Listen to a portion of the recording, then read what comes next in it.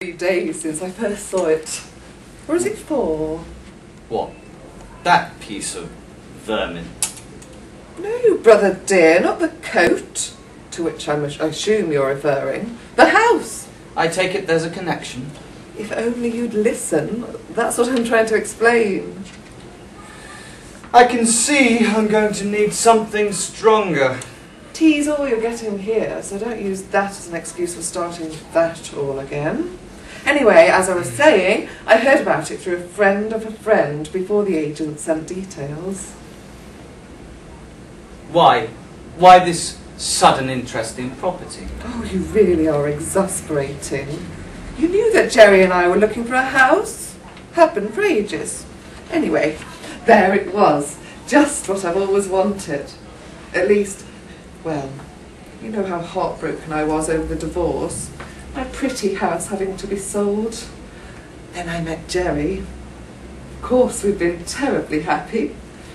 But one does need the right environment, wouldn't you say? And Jerry's flat is so Spartan, and all those things he insists on keeping. You know what I mean. Specimens, he calls them. And the dogs. Well, one Great Dane was bad enough, and then the silly thing got frisky. You know all about that. Anyway, we made sure it won't happen again. So messy. Sarcastically, as Freddie helps himself to a cake. Oh, do have the last eclair. And speaking of messy, there is a napkin under your plate. Where was I? Oh yes, the house. Well, it has everything. Does that include the kitchen? Well, come to think of it, I don't suppose you'd notice such a minor detail. As it happens, I did. And there isn't. Completely unmodernised, and believe me, if you've seen as many tastefully modernised houses as I have, you'd find a barn infinitely preferable. At least it has potential. But the street, well, you know the area. People falling all over each other for a bedsit. Isn't it a trifle unhealthy? What do you mean, unhealthy? You don't seem to understand. The canal's the main attraction. It won't be when the methane rises from its green and slimy depths. Well, perhaps in the summer, if the wind's in the wrong direction. Nevertheless, doesn't end the fact. How well I remember that decaying pile where Mother insisted on rearing her two innocent babes, and poor father fell through a patch of dry rot and disappeared into the foundations. He never quite recovered. I don't suppose you notice much, less remember. No, I do not. I was far too young. But you and Mother have recounted the tale many times. At least she's had the good sense to move to a new house with old mods. Although I can't see that it matters. The fact remains I had no way of contacting him. You could have tried telepathy. Don't be ridiculous. With Jerry. It would never work out with all those moths and things fluttering about. Well, I warned you. Do we have to go through all that again? I know you've never liked Jerry. And Jerry isn't going to like that coat.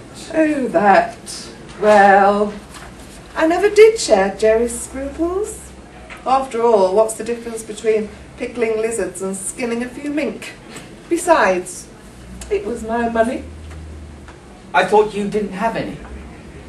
Other than your allowance from Mother and loans from me, which, incidentally, are long overdue. I'm coming to that, if only you would let me get a word in. Now, where was I? Oh, yes, well, you can't imagine the agonies I endured on Sunday, wondering whatever to do. Of course I couldn't sleep, and by Monday morning I'd decided to take a chance. It's never taken you that long before. That's not fair. I've never taken chances. Aren't you forgetting that fly-by-night husband of at least 3 months?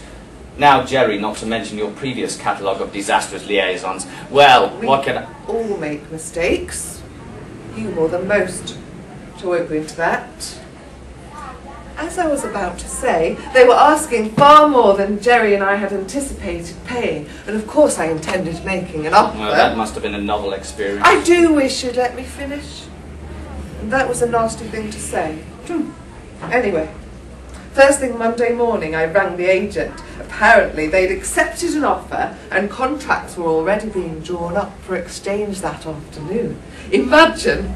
And only on the market a matter of days. There was only one thing for it.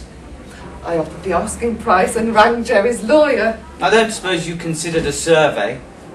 I assume you know what that is. I'm not entirely stupid. There was barely time to put on my eyelashes, much less find a surveyor. What about the roof? What about the roof? I'm not even sure it has one. Although, I suppose I'd have noticed. Anyway, what does it matter with all those original features? Well, I do know what you mean. Subsidence, rising damp and mushrooms on the wall. Makes me quite nostalgic for that obnoxious pile we once called... You really are impossible. You came round here wanting to know all about it. So let me get... As I recall, it was you who introduced him to Jerry. Highly recommended. Aren't you forgetting he got you out of one or two awkward situations? Particularly when you were going through that somewhat unsavoury phase. You certainly know how to slide the knife in. I could just about forgive you if your past were beyond reproach.